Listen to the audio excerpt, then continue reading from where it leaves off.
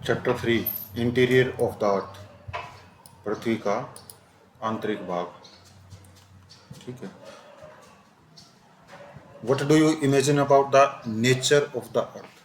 धरती के नेचर के बारे में आप क्या इमेजिन करते हैं, आप क्या कल्पना करते हैं, कैसा होगा? Do you imagine it to be a solid ball?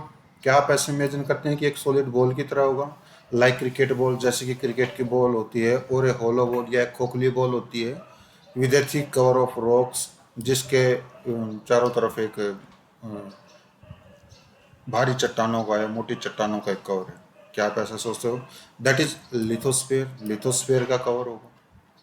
ठीक है। Have you ever been have seen photographs और images of a volcanic eruption on the television screen?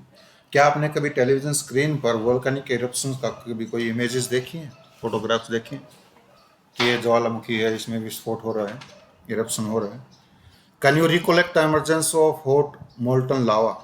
क्या आप गर्म पिघले हुए, मोल्टन का मतलब पिघला हुआ, लावे की इमेजिन कर सकते हैं? क्या याद कर सकते हैं? आपने कभी देखा हो डस्ट, धूल को देखा हो, स्मोक, धुएं को देखा हो, फायर, आग को देखा हो, and magma flowing out of the volcanic crater, और वोल्केनिक क्रेटर से जो मैग्मा बाहर आ रहा है उसको देखा हो? क्या आप ऐसा रिकोलेक्ट कर सकते हो?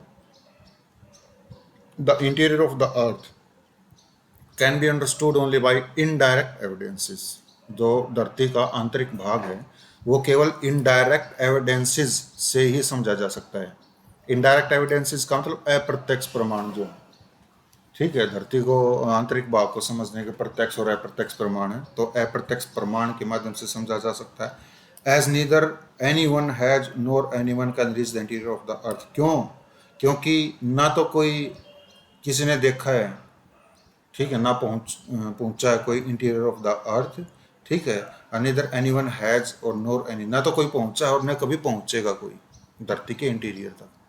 इसलिए हमें डिपेंड होना पड़ेगा कौन से एविडेंसेस पर? इनडायरेक्ट एविडेंसेस पर। ठीक है।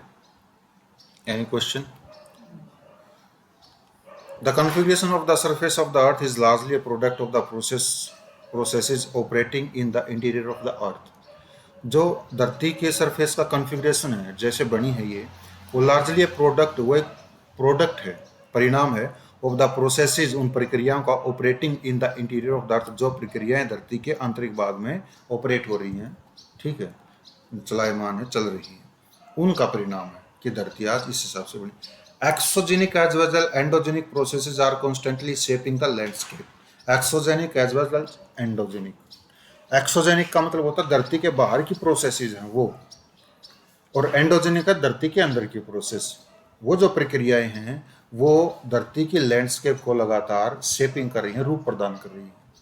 अ proper understanding of the physiographic character of a region remains incomplete if the effects of endogenic processes are ignored. यदि हम एंडोजेनिक प्रक्रियाओं का जो प्रभाव है उसको हम इग्नोर कर देते हैं, तो एक जो उचित समझ है फिजियोग्राफिक करेक्टर की of regions remains incomplete. Regions की जो फिजियोग्राफिक करेक्टर की समझ है वो इनकम्प्लीट हो जाती है। मतलब फिजियोग्राफिक रीजन्स की जो फिजियोग्राफिक करेक्टर है वो कैसा है कि जैसे हिमालयाज कैसे हैं, क्यों पहाड़ ऊंचे ऊंचे हैं, मैदान ऐसे क्यों हैं, क्यों कहीं पर गड्ढे हैं। ठीक है। ये जो रिलीफ स्ट्रक्चर है इसको हम समझ नहीं पाएंगे यदि हम एंडोजेनिक प्रोसेसेस को इग्नोर कर देंगे तो। ठीक है।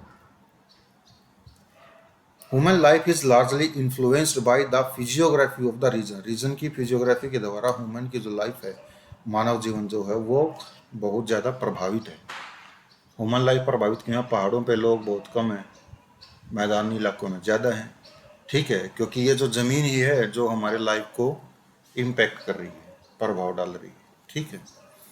देयरफॉर जैसे कि हम चाइना में देखें, चाइना में आप मान के चलो कि 90% जो आबादी है वो समुद्र के किनारे बसी हुई है। ठीक है। और इंडिया में देखो तो इंडिया में तो सारे पार्ट में कोई ऐसा नहीं है, पहाड़ों में बहुत कम लोग, मैदानी इलाकों में ज़्यादा है।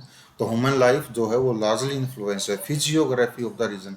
फिजियोग्राफी, फिजी मीन्स होता है बॉडी, ग्राफी का मतलब होता है रिटन रिकॉर्ड ऑफ समथिंग, कि कोई भी जो जमीन है उसका, उसकी रचना कैसे है, रिलीफ स्ट्रक्चर कैसे है, उबड़ खाबड़ है, समतल नहीं है, कैसे है, वो प्रभावित करती है ह्यूमन लाइफ को। Therefore, it is necessary that one gets acquainted with the forces that influence landscape development. इसीलिए ठीक है, इसलिए हमें परिचित होना पड़ेगा उन फोर्सेज से, उन बलों से जो बल लैंडस्केप डेवलपमेंट को प्रभावित करते हैं। ठीक है, जो ये जो जमीन है इसके डेवलपमेंट को, इसके विकास को प्रभावित करते हैं कि कैसे लैंडस्केप बना हुआ है, कैसे भूदृश्य बना हुआ है। ठीक है, to understand why the earth shakes, ये समझने के लिए कि धरती क्यों हिलती है, और how a tsunami wave is generated, कि एक सुनामी वेव कैसे पैदा होती है, इट इज़ नेसेसरी, ये आवश्यक है दैट कि we know certain details of the interior of the earth, कि हम धरती की कुछ आंतरिक भाग की डिटेल्स के बारे में जानें। ये जानने के लिए इन द प्रीवियस चैप्टर, पिछले चैप्टर में, you have noted that the earth forming materials, आपने नोटेड किया होगा कि जो पृथ्वी का निर्माण करने वाले मटेरियल्स थे, पदार्थ थे, have been distributed in the form of layers, उनको लेयर्स में डिस्ट्रीब्यूट किया गया था, from the crust to the core, crust से लेकर के कोर तक डिस्ट्रीब्यूट किया गया था। इट इज इंटरेस्टिंग है, रोचक है टू नो, जानकर, how scientist have gathered information about these layers, की साइंटिस्ट ने कैसे इन लेयर्स के बारे में इंफॉर्मेशन गैदर की है, इकट्ठा की है, and what are the characteristics of each of this layer, और इनमें से प्रत्येक लेयर की, प्रत्येक स्तर की क्या करेक्टरिस्टिक्स है, क्या विशेषताएं है। This is exactly what this chapter deals with, यही है एग्जैक्टली जो चैप्टर इसके बारे में डील करता है, बताता है। यहाँ तक क्लियर है। Sources of information about the interior, interior के बारे में इंफॉर्मेशन के सोर्सेज हमारे पास क्या है, क्यों, कैसे हमें पता चला, लिथोस्फीयर है, फिर मेंटल आ जाएगी, फिर क्रस्ट आ जाएगी, कैसे पता चला हमें, ये सोर्सेज ऑफ इंफॉर्मेशन है। The earth radius is 6370 kilometre, जो अर्थ की रेडियस है वो कितनी है, 6370 किलोमीटर, ये पृथ्वी की त्रिज्या होगी। No one can reach the centre of the earth and make observations और collect samples of the material, कोई भी धरती के सेंटर तक नहीं पहुंच सकता है, और वो 378 है सर। कौन सी बुक में, कोई 370 6370 अप्रोक्सीमेटली हो। ठीक है, सम बुक्स में कुछ दे रखा है, तो अप्रोक्सीमेटली 78 दे रखा है ना उसमें, तो 8 किलोमीटर इज नॉट मतलब much difference.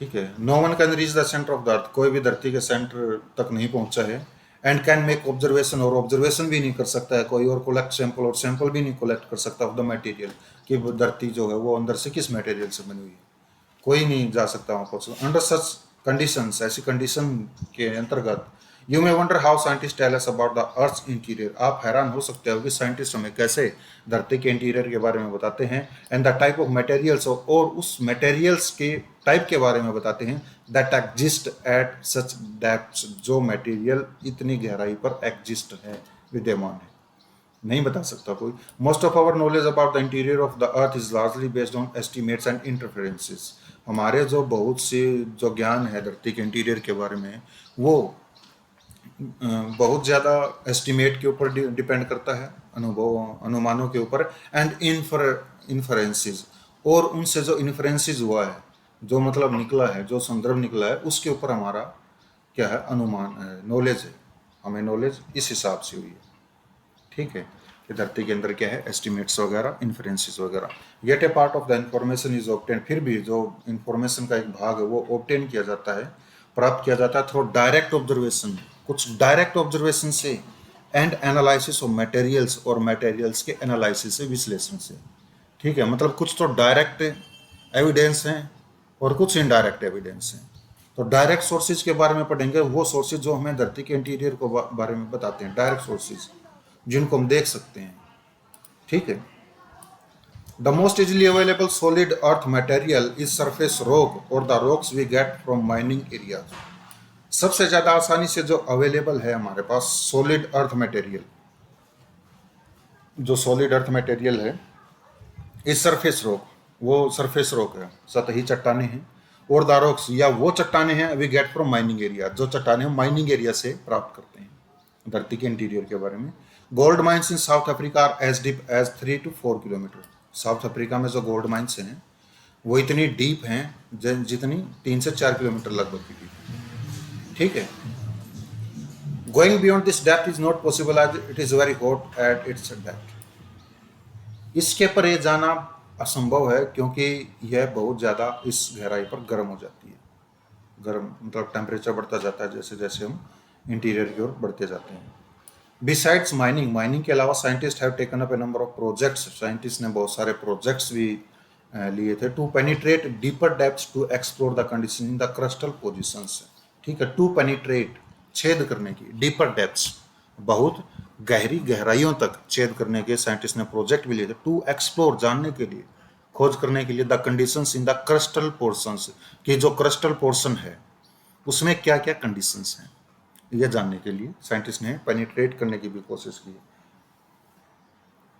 Scientist world over, जो संसार में जो साइंटिस्ट हैं, are working on two major projects such as, वो दो मेजर प्रोजेक्ट्स पर काम कर रही हैं, जैसे कि कौन से हैं, डीप ओशन ड्रिलिंग प्रोजेक्ट, पहला प्रोजेक्ट आ क्या, डीप ओशन ड्रिलिंग प्रोजेक्ट, की ओशन में जाकर के ड्रिलिंग प्रोजेक्ट कर रहे हैं, वो गहरे ओशन में जाकर के ड्रिलिंग का मतलब सुराख करना, छेद करना।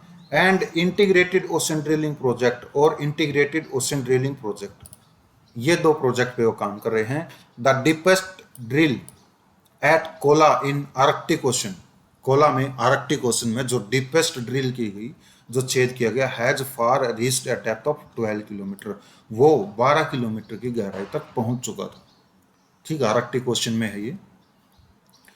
This and many deep drilling projects, यह है और बहुत से दूसरे drilling projects have provided large volume of information, उन्हें बहुत ज़्यादा इंफॉर्मेशन प्रोवाइड किया through the analysis of materials collected at different depths, उन पदार्थों का एनालिसिस करके जो पदार्थ अलग अलग गहराइयों पर इकट्ठा किए गए हैं, कलेक्ट किए गए हैं, उनका एनालिसिस करके अलग अलग प्रकार की बहुत सारी इंफॉर्मेशन साइंटिस्ट को प्राप्त हुई है।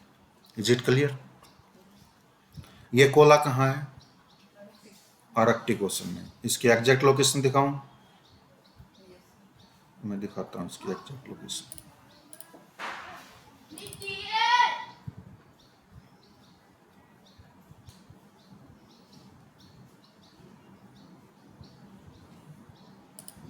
ये तब तक लोड हो रहा है। Volcanic eruptions from another source, जो वोल्केनिक एरप्शंस हुए हैं अनदर सोर्स से, ऑफ ऑब्टेनिंग डायरेक्ट इंफॉर्मेशन के, ठीक है, forms another source of obtaining direct information, volcanic eruptions जो हैं वो प्रत्यक्ष इंफॉर्मेशन का एक दूसरा रूप है, मतलब प्रत्यक्ष इंफॉर्मेशन हमें उनसे भी मिलती है। तो ड्रिल की गई थी, दूसरे वोल्केनिक इरप्शंस, क्योंकि वोल्केनिक इरप्शंस मतलब धरती के बिल्कुल इंटीरियर से आते हैं, ठीक है। क्या था? कोला।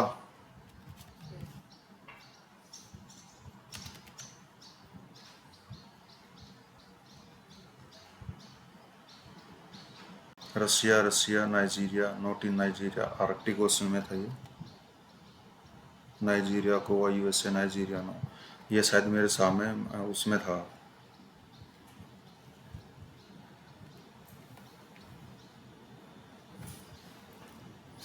रसिया में, कनाडा में, गोवा में, फ्रांस में नहीं था। कोला था या कोट्टा था?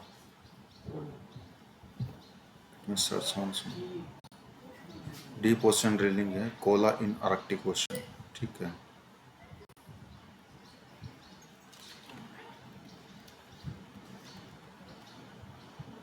ये रहा कोला नियर आर्कटिक ओशन, ठीक है। इसकी एग्जैक्ट लोकेशन पता चल जाएगी।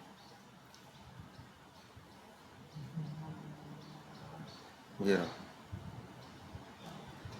यहाँ साइंटिस्ट ने ड्रिल करने की कोशिश की थी, ठीक है।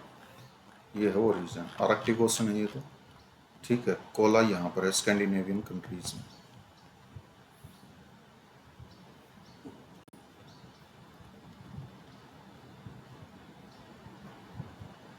ये फिनलैंड में, जहाँ तक मुझे पता है, क्योंकि ये इसी में पढ़ते हैं। ये आर्कटिक सर्कल लाइन है, स्कैंडिनेवियन कंट्रीज में है ये, स्कैंडिनेवियन कंट्रीज, हाँ ये स्कैंडिनेवियन कंट्रीज, ठीक है। यहाँ साइंटिस्ट ने ड्रिल करने की कोशिश की।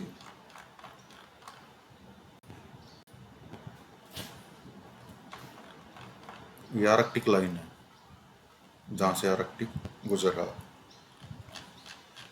ठीक है। कितने किलोमीटर तक चली गई थी वो? 12 किलोमीटर तक, ठीक है। वोल्केनिक इरप्शंस एक दूसरा परिणाम सोर्स है, डायरेक्ट इंफॉर्मेशन का, as and when the molten material magma is thrown on to the surface of the earth.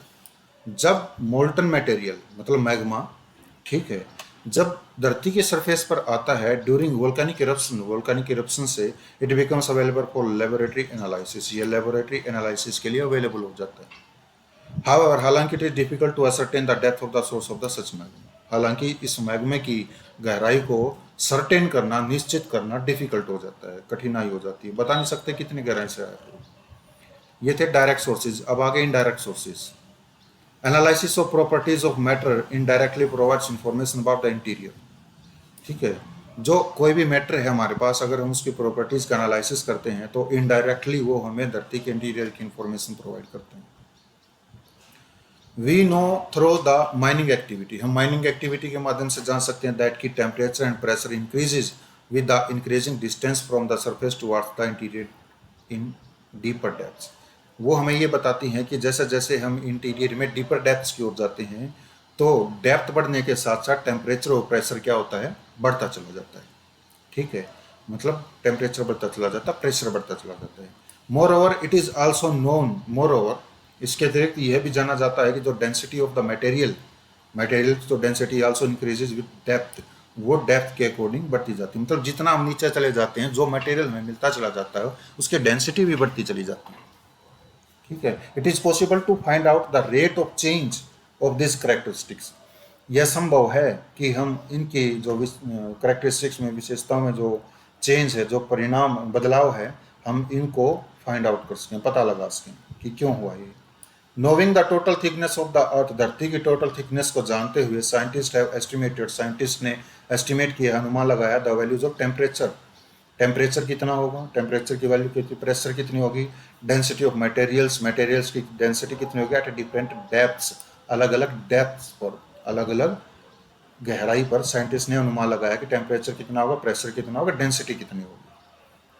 The details of this characteristics, इन विशेषताओं की जो डिटेल्स है, with reference to each layer, प्रत्येक लेयर के हिसाब से, ऑफ द इंटीरियर, आंतरिक बाकी प्रत्येक लेयर के हिसाब से, are discussed later in this chapter, वो बाद में इस चैप्टर में डिस्कस किए गए, क्या विशेषता है इनकी। अंदर source of information are the meteors that at times reach the earth, जो दूसरा सोर्स है इंफॉर्मेशन का, इनडायरेक्ट सोर्स, नॉट डायरेक्ट, ठीक है, वो है मीटियोर्स है, वो धूमकेतु हैं, ठीक है, जो कभी कभी वो धरती पर आ पहुंचते हैं। कैसे आ पहुंचते हैं धरती पर कभी कभी, ठीक है, there is a lake in Maharashtra that is called Lonar lake, ठीक है, वो धूमकेतु के टकराने से बनी हुई है और उस वो पिंक लेक है, पिंक वाटर है उसका, ठीक है। तो वी कैन से दैट कि मेटियोर्स जो है टाइम्स वो धरती पर आ जाते हैं, टकरा जाते हैं, ठीक है। However it may be noted that the material that becomes available for analysis from meteors, हालांकि यह भी नोट करने योग्य है कि जो मटेरियल अवेलेबल हो जाता है एनालिसिस करने के लिए मीटियोर्स से, जो मटेरियल अवेलेबल होता है, is not from the interior of the earth, वो धरती के इंटीरियर से नहीं है। ये नोट करने योग्य बात है कि धरती के इंटीरियर से नहीं है वो मटेरियल जो मीटियोर्स का है। The material and the structure, जो मटेरियल और structure observe in the meteors, जो मटेरियल और स्ट्रक्चर मीटियोर्स में ऑब्जर्व की जाती है, are similar to that of the earth, वो धरती के सिमिलर है, ठीक है। They are solid bodies developed out of materials same as और सिमिलर टू अवर प्लेनेट, वे सॉलिड बॉडीज हैं कौन, मीटियोर्स, ठीक है, वो उसी मटेरियल से बने हैं जिस मटेरियल से या जिस प्रकार के मटेरियल से हमारा प्लेनेट बना हुआ है। ये इनडायरेक्ट सोर्स है, hence this become yet another source of information about the interior of the अर्थ, इसीलिए यह धरती के इंटीरियर के बारे में दूसरा इंफॉर्मेशन का सोर्स बन जाता है। The other indirect source include gravitational, magnetic field and seismic activity, जो दूसरा अप्रत्यक्ष सोर्स है उसमें गुरुत्वाकर्षण है, मैग्नेटिक फील्ड है एंड सिस्मिक एक्टिविटी, और सिस्मिक एक्टिविटी है, ठीक है। मैग्नेटिक फील्ड कैसे सोर्स है, मैग्नेटिक फील्ड का क्या प्रभाव पड़ता है, बाद में बताएंगे इसको। नॉर्थ साउथ की तरफ, नॉर्थ पोल और साउथ पोल होता है ना एक मैग्नेट में, हम अगर नॉर्थ और साउथ की तरफ सिर या मुंह ऐसे, हाँ, सिर या अगर पैर करके सोते हैं ना नॉर्थ और साउथ में, सुबह सुबह हमारा सिर इसीलिए दर्द करता है, क्यों करता है, क्यों, हम लोहा तो खाते नहीं ना, हम लोहे के बने हुए, लेकिन हमारे ब्लड में आयरन है, इस वजह से मैग्नेटिक फील्ड हमें इम्पेक्ट करता है, हमारा सिर इसी वजह से दिखता है सुबह सुबह, कई बार ऐसा होता है।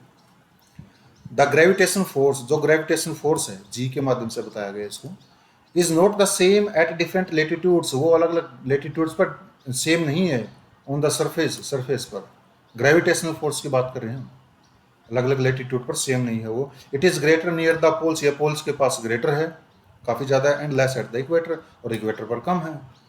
This is because of the distance from the centre at the equator being greater than that at the poles. This is because, इसीलिए, ऑफ द डिस्टेंस, ये डिस्टेंस के कारण है, ये ग्रेविटेशन फोर्स में डिफरेंस है, from the centre at the equator, equator की जो दूरी है धरती के सेंटर से, greater than that at the poles, वो बहुत ज़्यादा दूरी है पोल की बजाय। क्या समझे इस लाइन से? जो अर्थ है वो झुकी हुई है, इसी वजह से। झुका हुआ का तो कोई मेंशन है नहीं, ठीक है। दोबारा देखो इसको कि अलग अलग पोल पे क्यों है ज़्यादा ग्रेविटेशनल फोर्स, इक्वेटर पे कम क्यों है, इसको समझो। जो धरती है, इसमें कोई है इसका वो ऐसा फोटो धरती का नहीं दिया गया ऐसा, ठीक है। और मैं एक बार देखता हूँ अगर इसमें मेरे को मैप मिल जाएगा क्या वर्ल्ड का।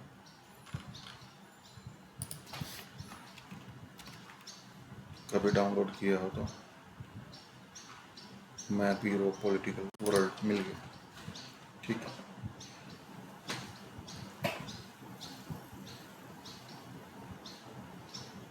It will take much time. ये देखो इसको, ये है एग्जैक्ट अपनी धरती के अकॉर्डिंग, ठीक है। अब हम मान के चलते हैं कि ये धरती है, ठीक है, और ये इसका सेंटर है, ये वाला मान लिया हमने, ये सेंटर हो गया इसका, ठीक है। अगर ये सेंटर हो गया तो यहाँ से लेकर के जो नॉर्थ पोल है इसकी दूरी बहुत कम है सेंटर से, और अगर हम इक्वेटर पर इसकी दूरी मापे तो ये दूरी ज़्यादा है, समझ रहे हो? तो मीन्स ये जो दूरी कम है इस वजह से यहाँ पर जो ग्रेविटेशनल फोर्स है पोल्स पर ये ज़्यादा है विद रिस्पेक्ट टू इक्वेटर, समझ गए? ये बता रखा है इसमें, ठीक है।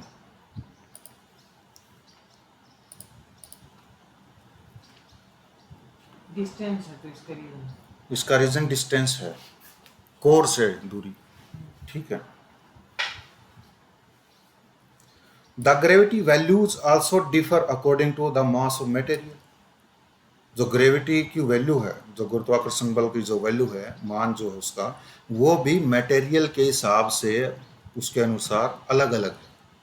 The uneven distribution of mass of material within the earth influences this value, मतलब जो असमान रूप से जो मटेरियल है धरती के इंटीरियर में, वो भी इस वैल्यू को क्या करता है, प्रभावित करता है। कहीं चट्टाने हैं, कहीं कुछ है, कहीं कुछ है, ठीक है, वो इसको क्या करता है, प्रभावित करता है। The reading of gravity at different places, अलग अलग प्लेसेस पर ग्रेविटी की जो रीडिंग है, is influenced by many other factors, वो अलग अलग बहुत से फैक्टर्स के द्वारा, कारकों के द्वारा प्रभावित की जाती है। कौन कौन से कारक हैं देखो। This readings differ from the expected values, ये जो रीडिंग्स हैं हमारी एक्सपेक्टेड वैल्यू से अलग हैं, जितना हमने एक्सपेक्ट किया कि यहाँ पर इतनी होगी लेकिन अलग मिली है वो। Such a difference is called gravity anomaly, इस प्रकार के डिफरेंस को क्या बोलते हैं, ग्रेविटी एनोमली। क्या बोलते हैं, ग्रेविटी एनोमली, ठीक है। एनोमली में नो वर्ड आया है तो ग्रेविटी समान नहीं, ठीक है। Gravity anomalies give us information about the distribution of mass of material in the crust of the अर्थ, ठीक है। धरती की जो क्रस्ट है उसमें जो मटेरियल का डिस्ट्रीब्यूशन है, उस डिस्ट्रीब्यूशन के हिसाब से हम ग्रेविटी की एनोमलीज के बारे में इंफॉर्मेशन प्राप्त कर सकते हैं। क्लियर हो गया? क्योंकि प्रभावित होती है उससे। मैग्नेटिक सर्वेज, जो मैग्नेटिक सर्वेज हैं, आल्सो प्रोवाइड इंफॉर्मेशन, वो भी हमें इंफॉर्मेशन देते हैं about the distribution of magnetic material, magnetic material in the crustal portion, crustal portion में, क्रस्टल पोर्शन में जो मैग्नेटिक मटेरियल्स का डिस्ट्रीब्यूशन हुआ है उसके हिसाब से भी मैग्नेटिक सर्वे के माध्यम से हम इंफॉर्मेशन गैदर कर सकते हैं, इंफॉर्मेशन प्राप्त होती है। एंड दस और इस प्रकार से प्रोवाइड इंफॉर्मेशन, जो मैग्नेटिक सर्वे जो वो हमें इंफॉर्मेशन प्रोवाइड करते हैं about the distribution of materials in this part, इस पार्ट में जो मटेरियल्स का डिस्ट्रीब्यूशन है क्रस्ट में, उसके बारे में हमें जानकारी मिलती है। सीज्मिक एक्टिविटी, दूसरा वो है सीज्मिक एक्टिविटी, भूकंपीय जो गतिविधि है, ठीक है, is one of the most important source, वो एक बहुत ही महत्वपूर्ण सोर्स है of information about the interior of the earth, धरती के आंतरिक भाग की जानकारी प्राप्त करने का एक सबसे महत्वपूर्ण सोर्स है क्या? सिज्मिक एक्टिविटी, भूकंपीय गतिविधि। हैंस आता है we shall discuss it in some detail, हम इसको कुछ डिटेल में डिस्कस करते हैं। अर्थक्वेक हो गया most important chapter, earthquake with respect to men's perspective, ठीक है। Be little more attentive. The study of seismic waves provide a complete picture of the layered interior, जो सिज्मिक वेव्स की जो स्टडीज है वो हमें धरती के लेयर्ड इंटीरियर की एक कंप्लीट पिक्चर प्रदान करती है, ठीक है। सिज्मिक एक्टिविटी मीन्स होता है सिज्मोग्राफी, ठीक है। An earthquake in simple words is shaking of the earth, earthquake जो होता है सिंपल से शब्दों में धरती का हिलना होता है, धरती का कांपना होता है। शब्द से पता चला अर्थ मीन होता है धरती, क्वेक मीन होता कांपना, धरती का कांपना, भूकंप, ठीक है। भू मीन धरती, कंप मीन कंपन, धरती का कंपन है। It is a natural event, यह प्राकृतिक घटना है। It is cause due to release of energy, यह एनर्जी के रिलीज होने से होती है भूकंप। Which generates waves that travel in all direction, जो ऐसी वेव्स को पैदा कर देती है जो वेव्स सभी डायरेक्शन में जाती है, ठीक है। Why does the earth shake, धरती क्यों कांपती है? The release of energy occurs along A fold, जो रिलीज ऑफ एनर्जी होती है ना वो एक फोल्ट के माध्यम से होती है। फोल्ट मीन क्या होता है? दरार। A fault is a sharp break, एक फोल्ट जो होती है वो एक शार्प ब्रेक होती है। ब्रेक का मतलब होता है टूटना तोड़ना वगैरह, दरार होती है वो। इन द क्रिस्टल रॉक्स में एक शार्प ब्रेक होती है, एक तेज दरार होती है, ठीक है। किसमें? क्रिस्टल रॉक्स में, क्रिस्टल की जो चट्टाने हैं उनमें।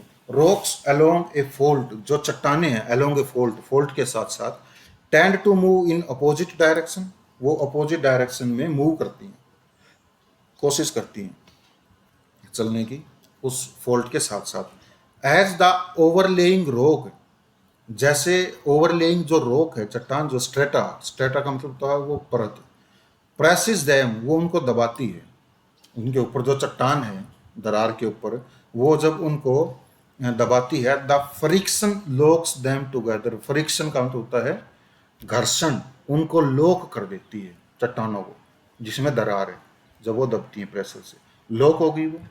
हाउएवर, हालांकि their tendency to move apart at some point of time overcomes the friction, उनकी जो टेंडेंसी है, प्रवृत्ति जो है एक दूसरे से दूर जाने की, मूव अपार्ट होने की, वो उस फ्रिक्शन पर ओवरकम्स कर लेते। ओवरकम का मतलब था काबू पा लेना, मतलब फ्रिक्शन के ऊपर भी वो काबू पा लेती हैं, फ्रिक्शन को भी वो छोटा कर देती हैं। एज ए रिजल्ट, परिणाम स्वरूप, द ब्लॉक्स, चट्टान का जो ब्लॉक है, गेट डिफॉर्म्ड, वो डिफॉर्म्ड हो जाता है, टूट जाता है वो दरार पर से। एंड एवेंचुअली, और आखिर में, they slide past one another abruptly, वे एकदम से अचानक से एक दूसरे से फिसल करके दूर चली जाती हैं। समझ गई? ऐसे आता है।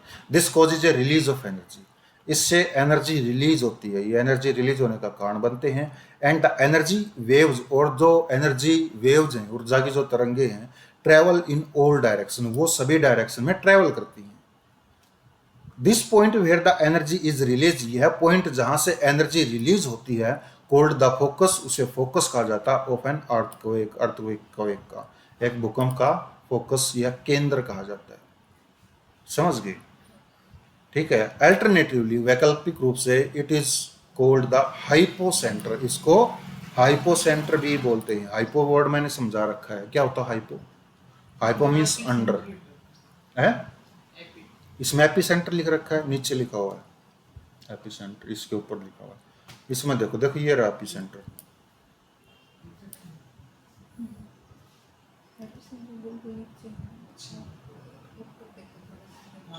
मिल गया, एक दो लाइन भूल गया, ठीक है। इसको क्या बोला जाता है? हाइपोसेंटर। किसको? फोकस को। मतलब फोकस का ही दूसरा नाम क्या है? हाइपोसेंटर, हाइपो मीन्स होता अंडर और सेंटर का मतलब होता केंद्र। ये जो हाइपोसेंटर होता है ना, ये सरफेस के नीचे होता है। हाइपोसेंटर कहाँ होता है? सरफेस के नीचे। और एपीसेंटर, एपी मीन्स क्या होता है? ओन या अपोन। और सेंटर का मतलब है सेंटर। एपीसेंटर सतह के ऊपर होता है। समझ में आ गया?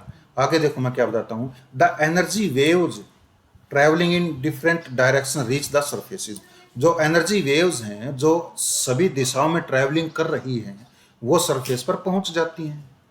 ठीक है। This the point on the surface nearest to the focus, focus के सबसे नजदीक का सरफेस पर जो पॉइंट होता है इज कॉल्ड एपी सेंटर। उसको क्या बोलते हैं? एपी सेंटर बोलते हैं। मिल गया एपी सेंटर, ये एपी सेंटर होता है। It is the first one two experience the waves. यह पहला ही होता है जो वेव्स को एक्सपीरियंस करता है। क्या? AP centre.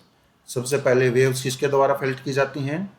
AP centre. It is A point directly about the focus. ये एक पॉइंट होता है जो ठीक फोकस के ऊपर होता है। ये मैंने समझा दिया था। अगर इनकी वोकैब के माध्यम से जाकर के देखोगे तो ऑटोमेटिक पता चल जाएगा। एपी मीन्स ऑन या अपोन। ठीक है। AP centre. ऊपर होता है वो एपिसेंटर, और वो सबसे नीचे होता है। हाइपो मीन्स सी, हाइपो का मतलब अंडर होता है, नीचे। ठीक है। हाइपरटेंशन, हाई ब्लड प्रेशर होता है। हाइपोटेंशन, लो ब्लड प्रेशर होता है। हाइपरग्लाइकेमिया, हाई ब्लड शुगर होता है। हाइपोग्लाइकेमिया, लो ब्लड शुगर होता है। हाइपो कहीं पर भी आई मीन अंडर होगा। Is it clear? Earthquake waves, waves के बारे में पढ़ेंगे हम। All natural earthquakes takes place in lithosphere. जितने भी नेचुरल अर्थक्वेक्स हैं वो लिथोस्फीयर में ही फेल्ट किए जाते हैं। कहाँ? लिथोस्फीयर में। ठीक है। You will learn about the different layers of the earth later in this chapter. इस चैप्टर के बाद, इस चैप्टर में बाद में आप धरती की लेयर्स के बारे में बाद में पढ़ेंगे। डिफरेंट लेयर्स कौन सी हैं। It is sufficient to note here that lithosphere refers to the portion of the depth up to 200 kilometre from the surface of the earth. अब जनरली इस बात को ये मान के चलो कि जो लिथोस्फीयर है वो धरती की सरफेस से लगभग 200 किलोमीटर नीचे तक है। ठीक है। अभी के लिए यही मान के चलना है। An instrument called seismograph records the waves reaching the surface. एक इंस्ट्रूमेंट होता है जिसको हम सीज्मोग्राफ बोलते हैं। वो सीज्मोग्राफ, ठीक है, वो जो वेव्स हैं सरफेस पर आ रही हैं उनको मापता है। भूकंप मापी यंत्र बोलते हैं इसको, सीज्मोग्राफ। ठीक है। ग्राफ मीन्स मैंने बताया है क्या होता है। Graph means writing of something and seismo is waves, waves की राइटिंग। ठीक है। A curve of earthquake waves recorded on the seismograph is given in figure 3.1। ठीक है। अर्थक्वेक वेव्स की जो एक कर्व है, ठीक है, वो जो रिकॉर्डेड की गई है सिस्मोग्राफ पर वो 3.1 में दी गई है। ठीक है। Note that the curve shows 3 distinct sections. It's representing different types of waves pattern. आप ये नोट करो कि जो कर्व दी गई है फिगर नंबर 3.1 में वो 3 प्रकार की अलग अलग वेव्स को शो करती हैं जो अलग अलग सेक्शंस को दिखाती हैं। Representing different types of wave pattern, wave pattern का अलग अलग रिप्रेजेंट कर रही हैं, वो अलग अलग से रिप्रेजेंटिंग कर। 3.1 को हम देख लेते हैं कहाँ 3. ये है 3.1। ठीक है। Earthquake waves are basically of 2 types. जो अर्थक्वेक वेव्स हैं वो बेसिकली दो प्रकार की होती हैं। कौन सी? Body waves and surface waves. Body waves होती हैं और सरफेस वेव्स होती हैं। ठीक है। इनका नाम से ही पता चलेगा। ठीक है। कौन सी वेव्स होगी? Body waves and surface waves. Body waves are generated due to the release of energy at the focus and move in all direction travelling through the body of the earth. जो body waves होती हैं वो energy के release होने के कारण ही वो generate होती हैं, पैदा होती हैं एट द फोकस, फोकस पर, and move in all direction, और सभी डायरेक्शन में वो मूव करती हैं, जाती हैं। Travelling through the body of the earth, धरती के बॉडी में से ट्रैवल करते हुए। समझ गए?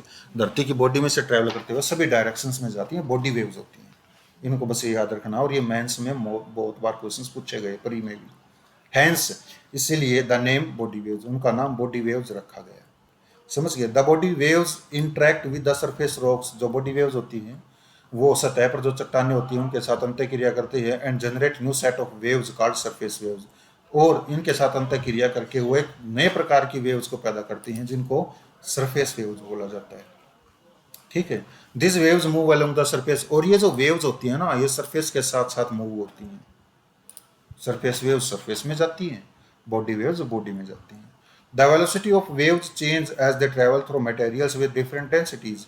जो वेलोसिटी है, जो तीव्रता है इन तरंगों की, सिस्मिक तरंगों की, वो चेंज हो जाती है जब वो अलग अलग प्रकार के मटेरियल से गुजरती हैं। अलग अलग प्रकार के मटेरियल जिनकी डेंसिटी अलग अलग होती है उनमें से गुजरते हैं, तो इनकी भी जो इंटेंसिटी है वो चेंज होती है। The denser the material, material जितना डेंसर होगा, जितने ज्यादा घनत्व वाला होगा, the higher is the velocity, velocity उतनी ही ज्यादा होगी। समझ गई? जितना ज्यादा डेंसर मटेरियल होगा वेलोसिटी उतनी ही ज्यादा होगी। देयर डायरेक्शन आल्सो चेंजेस, उनकी डायरेक्शन भी चेंज होती है एज दे रिफ्लेक्ट और refract when coming across materials with different densities. जब वे अलग अलग प्रकार के डेंसिटी के मटेरियल्स के संपर्क में आती हैं तो उनकी डायरेक्शन भी चेंज होती है। समझ गई? अब देखो ये है P waves, S waves, surface waves, amplitude होगा, ये अराइवल टाइम्स होगा। ठीक है, ये सिंपल है, सिंपल से चल रही है। अब ये थोड़ी सी ज़्यादा होगी, मीन्स भूकंप आया है। ये पी वेव्स हैं, P waves means primary waves जो सबसे पहले आती हैं, ये पी वेव्स होगी। ठीक है, मतलब भूकंप आया चला गया, फिर सेम होगी। फिर ये सेकेंड वेव्स होगी, सेकेंडरी वेव्स भी जो दूसरी बार आती है सेकेंडरी वेव्स बोली जाती हैं। ठीक है, फिर ये रुक गई, सेम हो गया, फिर आ गया सरफेस वेव्स, ये सरफेस वेव्स हैं। ठीक है, देखो सरफेस वेव्स का एम्पलीट्यूड देखो, मीन्स सरफेस वेव्स ज़्यादा हानिकारक होती हैं क्योंकि वो धरती को ज़्यादा क्वेक करती हैं, सेक करती हैं। ठीक है, इसके देखो there are two types of body waves. Body waves दो प्रकार की होती हैं। They are called P and S waves, उनको पी और एस वेव्स कहा जाता है। किनको? बॉडी वेव्स को। ये जो वेव्स हैं ये बॉडी वेव्स हैं, P waves and S waves. P waves means primary waves move faster and are the first to arrive at the surface, और सरफेस पर अराइव होने वाली पहली होती हैं। वो पी वेव जो है वो फास्टर मूव करती हैं, तेजी से जाती हैं। ठीक है, और वो सरफेस पर सबसे पहले आती हैं। This are also called primary waves, जिनको प्राइमरी वेव्स भी कहा जाता है। P waves means primary waves. ठीक है, the P waves are similar to sound waves. जो पी वेव्स होती हैं वो सिमिलर टू साउंड वेव्स, वो साउंड वेव्स के सिमिलर होती हैं। They travel through gaseous, liquid and solid materials, वे गैसियस, लिक्विड और सॉलिड मटेरियल से ट्रेवल कर सकती हैं, जाती हैं। कौन सी? P waves. कौन से मटेरियल से? Solid, gas, liquid. ठीक है, तीनों मटेरियल से जाते हैं, तीनों पदार्थों से। एस वेव्स, जो एस वेव्स हैं, अराइव एट द सरफेस, वो सरफेस पर आती हैं विद सम टाइम लैग, थोड़ा सा टाइम के बाद, गैप दे करके। ठीक है, this are called secondary waves, इनको सेकेंडरी वेव्स किया जाता है। सेकेंडरी वेव्स वो वेव जो सेकंड नंबर पे आती हैं। ठीक है, an important fact about S waves के बारे में जो महत्वपूर्ण फैक्ट है, तथ्य है, is that they can travel through only through solid materials, वो केवल सॉलिड मटेरियल के माध्यम से गुजर सकती हैं। कौन से मटेरियल के माध्यम से? Only solid. कौन सा हो गया? सॉलिड मटेरियल्स, इनका ये एक फैक्ट है। ठीक, और जो बॉडी वेव्स थी, प्राइमरी वेव्स थी, वो कौन से मटेरियल से गुजरती है? सॉलिड, गैस एंड लिक्विड, वो तीनों से, और ये ओनली सॉलिड में से। दिस कैरेक्टरिस्टिक्स, यह विशेषता ऑफ एस वेव्स की, सेकेंडरी वेव्स की, इज क्वाइट इंपॉर्टेंट, ये बहुत ज्यादा इंपॉर्टेंट है, महत्वपूर्ण है। It has helped scientist to understand the structure of the interior of the earth, इसने, सेकेंडरी वेव्स ने वैज्ञानिकों की सहायता की है धरती के आंतरिक भाग को समझने में। Reflection causes waves to rebound, जो रिफ्लेक्शन है वो वेव्स को रीबाउंड, मुड़ने का कारण बनता है। वह जबकि refraction makes waves move in different directions, जबकि जो रिफ्रैक्शन है वो जो वेव्स हैं उनको अलग अलग डायरेक्शन में जाने का कारण बनता है। रिफ्लेक्शन तो रीबाउंड होने का कारण बनता है, और रिफ्रैक्शन जो है अलग अलग दिशाओं में जाने का कारण बनता है। इज इट क्लियर और नॉट? ये क्वेश्चन पूछा गया है, स्टेटमेंट पूछी गई है, आई थिंक प्री में क्वेश्चन आया होगा। ठीक है, the variations in the direction of waves, waves की डायरेक्शन में जो वेरिएशन है, ये जो विभिन्नता है कि अलग अलग डायरेक्शन हो जा रही है, are inferred with the help of their record on seismograph, वो सिज्मोग्राफ में जो उनका रिकॉर्ड आया है उनके हिसाब से समझी जा सकती हैं। The surface waves are the last to resort report on seismograph, seismograph पर जो सबसे लास्ट में रिकॉर्ड की जाती हैं वो सरफेस वेव्स होती हैं। कौन सी वेव्स होती हैं? Surface waves. मतलब वेव्स जो होगी दो प्रकार की, body waves and surface waves. Body waves जो होती हैं जो दो प्रकार की होती हैं, primary waves and secondary waves. Primary waves पहले आती है, सेकेंडरी वेव्स बाद में आती हैं। ठीक है, सेकेंडरी वेव्स ओनली ठोस मटेरियल से जाती हैं। प्राइमरी वेव्स तीनों मटेरियल से जाती हैं, solid, gaseous and liquid state में से। और जो सरफेस वेव्स हैं वो सबसे लास्ट में आती हैं। ठीक है, they this were waves are more destructive. ये जो वेव्स हैं ये काफी ज्यादा डिस्ट्रक्टिव हैं। कौन सी वेव्स? सेकेंडरी नहीं, सरफेस वेव्स। ठीक है, they cause displacement of rocks. Way rocks के डिस्प्लेसमेंट का कारण बनती हैं। ठीक है, चट्टानों के स्थान बदलने का, एक जगह से दूसरी जगह जाने का कारण बनते हैं। And hence the collapse of structure occurs. इसलिए जो स्ट्रक्चर्स जो धरती पर बनी हुई हैं, बिल्डिंग्स वगैरह, उनके कोलैप्स होने का भी कारण बनती हैं, उनके ढहने का भी कारण बनती हैं। Is it clear? Propagation of earthquake waves. Earthquake waves का प्रोपेगेशन मतलब इनका जो चलायमान होता है, ये चलती हैं किस डायरेक्शन में चलती हैं, कैसे कैसे। देखो इसको, different types of earthquakes, earthquake waves travel in different manners. अलग अलग प्रकार की जो अर्थक्वेक वेव्स होती हैं वो अलग अलग प्रकार के मैनर से, तरीके से चलती हैं। एज दे मूव और प्रोपेगेट, जैसे वे चलती हैं और प्रोपेगेट होती हैं, चलते प्रोपेगेट मीन्स भी चलना होता है। They cause vibrations in the body of the rocks. वो चट्टानों की जो बॉडी होती है, जो चट्टानें होती हैं, उनमें वाइब्रेशन का कारण बनती हैं, उनमें कंपन का कारण बनती हैं। थ्रो विच दे पास, जिस चट्टान में से वो गुजरती हैं वो कांपने लग जाती है। P waves vibrate parallel to the direction of the waves. जो पी वेव्स हैं वो वेव की जो डायरेक्शन है वो उसी के हिसाब से क्या करती हैं? वाइब्रेट करती हैं। मान लो पी वेव्स इस डायरेक्शन में जा रही हैं तो जो डायरेक्शन है वो कांपने की वो यही रहेगी, ऐसे नहीं होगी। समझ गए? ऐसे कांपेंगे। दिस एक्सर्ट्स प्रेशर, यह प्रेशर लगाती है on the material in the direction, उस मटेरियल पर जो डायरेक्शन में है। किसके डायरेक्शन में है? Of the propagation. जिस जिस दिशा में ये वेव्स बढ़ रही हैं उस मटेरियल में से गुजर रही हैं, उस मटेरियल पर ये प्रेशर लगाती हैं, दबाव लगाती है। एज ए रिजल्ट, परिणाम स्वरूप, it creates density differences in the material leading to stretching and squeezing of the material. परिणाम स्वरूप ये क्या करती है? डेंसिटी डिफरेंस क्रिएट कर देती है in the material leading to stretching, उस मटेरियल में जिससे ये गुजर रही हो करके ये स्ट्रेचिंग कर देती है उस मटेरियल का, या उसको स्क्वीज कर देती है। ठीक है, जिस मटेरियल से गुजर रही है, या उसको फैला देती हैं या उसको स्क्वीज दबा देती हैं। Other three waves vibrate perpendicular. बाकी जो तीन वेव्स हैं वो perpendicular to the direction of propagation, propagation के डायरेक्शन के प्रीपेंडिकुलर में क्या करती हैं? वाइब्रेट करती हैं। ठीक है, ओनली पी वेव्स क्या करती हैं? प्रोपेगेट करती हैं इन द सेम डायरेक्शन। बाकी थ्री वेव्स कौन सी? Secondary waves, surface waves. ठीक है, कौन सी वेव्स बच गई? अदर थ्री वेव्स, जो तीसरी वेव्स तो तीन ही थी। बॉडी वेव, बॉडी वेव की टू टाइप होगी। ठीक है, थ्री वेव्स क्यों लिखते हैं यहाँ पे? चलो देखेंगे आगे इसको।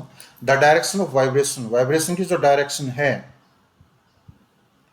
एस वेव्स की इज प्रीपेंडिकुलर, वो प्रीपेंडिकुलर होती है सेकेंडरी वेव की, to the wave direction in the vertical plane, to the wave direction in the vertical plane, vertical plane में।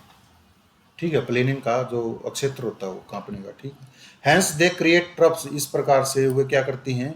ट्रफ क्रिएट कर देती हैं। ट्रफ का मतलब क्या होता है? एक गड्ढा टाइप होता है ये। ठीक है, एंड क्रेस्ट, और क्रेस्ट भी वो क्रिएट कर देती हैं, चोटी। क्रेस्ट में तो चोटी in the material through which they pass, उस मटेरियल से जिससे वे पास होती हैं। मतलब कहीं पर गड्ढा बना दिया और कहीं पर क्रेस्ट बना दी। ठीक है, surface waves are consider, surface waves को कंसीडर किया जाता है to be the most damaging waves, की वो सबसे ज़्यादा डैमेजिंग वेव होती हैं सरफेस वेव्स। जैसा कि मैंने पिक्चर में बताया था कि ये सरफेस वेव्स हैं, इनका एम्पलीट्यूड हाई होता है और इसलिए ये क्या है? सबसे डैमेजिंग मानी जाती हैं। Emergence of shadow zone. Is it clear for today और आगे करवाऊँ उसको?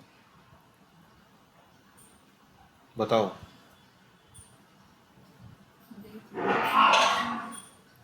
फेज वेव के बारे में, फिर ये जोन में टाइप ऑफ अर्थक्वेक आ जाएगा। टाइप्स ऑफ अर्थक्वेक्स आ जाएगा।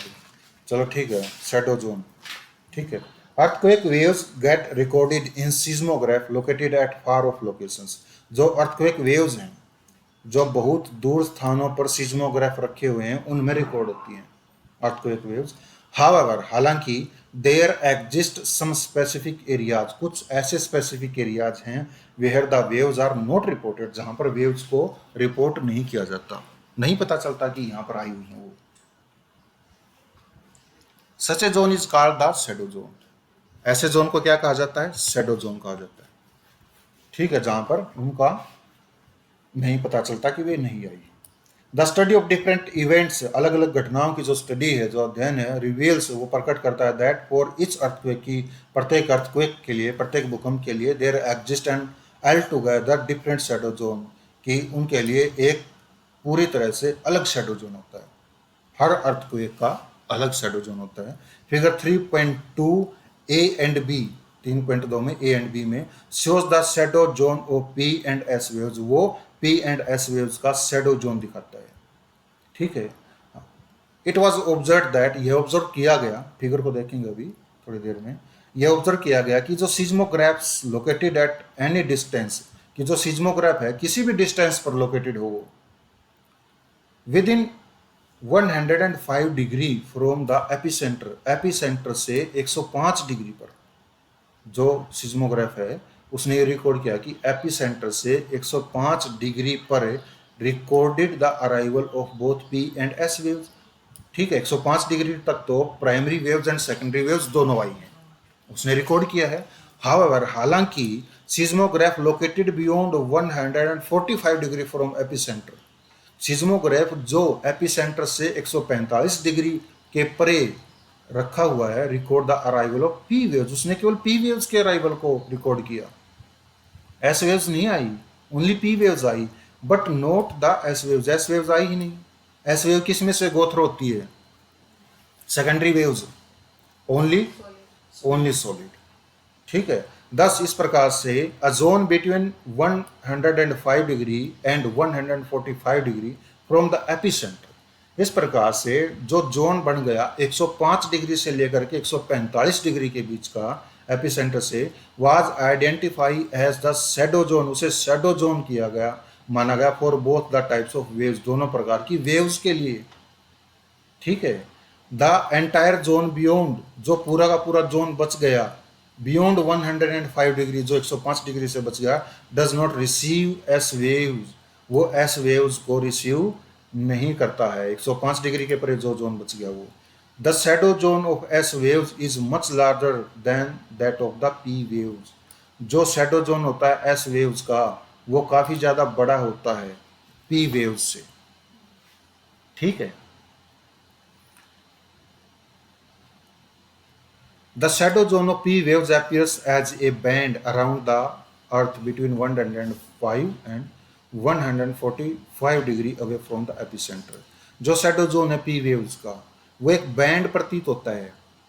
ठीक है, अराउंड द अर्थ, धरती के चारों तरफ। ठीक है, एक बैंड प्रतीत होता है between 105 degree and 145 degree away from the epicentre, epicentre से 105 डिग्री के बीच और 145 डिग्री के बीच एक बैंड की तरह प्रतीत होता है। ठीक है, the shadow zone of S waves, S wave का जो शैडो जोन है इज नॉट ओनली लार्जर, वो न केवल बड़ा है इन एक्सटेंट, एक्सटेंट में, विस्तार में, but it is also a little over 40% of the earth surface, वो लगभग धरती के 40% से थोड़ा सा ऊपर है। ठीक है, न केवल बड़ा है, लगभग जो धरती, जितनी भी धरती है वो 40% से थोड़ा बड़ा इसका जोन है। You can draw the shadow zone for any earthquake, आप किसी भी अर्थक्वेक का शैडो जोन ड्रा कर सकते हो, provided you know the location of the epicentre. शर्त ये है कि तुम्हें लोकेशन का पता होना चाहिए एपिसेंटर का। See the activity box on page 28, page 28 पर एक्टिविटी बॉक्स को देखें to know how to locate the epicentre of the quake event, किसी भी भूकंप की घटना के एपिसेंटर को लोकेट करने का। ठीक है, इस एक्टिविटी ये है भाई शैडो जोन। इसको देखो, पी वेव्स, पी वेव्स का zone, P waves passes through solid, liquid and gas, तो पी वेव्स है, ये क्या है? एपिसेंटर। ठीक है, तो पी वेव्स रेज यहाँ से चली गई क्योंकि तो लिथोस्फीयर हो गया, यहाँ से चली गई, फिर ये क्या गई, कोर हो गया। और पी वेव शैडो जोन यहाँ से नहीं आई, वो यहाँ से आई, फिर ये अलग अलग थोड़े सा वो हो गया इसका, क्योंकि ये कोर जो है सॉलिड है ये, ठीक है। यहाँ से होगी लिथोस्फेयर हो गया, ये शैडो जोन हो गया 105 degree 145, no direct P waves, कोई पी वेव्स नहीं आई यहाँ इसमें। 105 डिग्री यहाँ से भी 105, ये यहाँ से आई। पी वेव्स रिसीव्स है, पी वेव जो है यहाँ रिसीव्स होती हैं, ठीक है। अब एस वेव्स शैडो जोन हो गया, ठीक है। जो एस वेव्स हैं किसमें, ओनली सॉलिड पार्ट्स, ठीक है। अब इस कोर भी तो सॉलिड है ना, कोर में से क्यों नहीं आई वो, बीच में लिक्विड आ गया, ठीक है, एस्थेनोस्फेयर आ गया बीच में इसलिए, ठीक है। तो ये देखो 105 डिग्री से लेकर के 105 डिग्री, जो एस वेव्स का जो जोन हो गया वो कितना बड़ा होगा, एस वेव शैडो जोन, समझ गए, ठीक है। मोस्ट इंपॉर्टेंट है ये चैप्टर। Any question? तो कल टाइप्स ऑफ अर्थक्वेक्स के बारे में पढ़ेंगे। इसमें से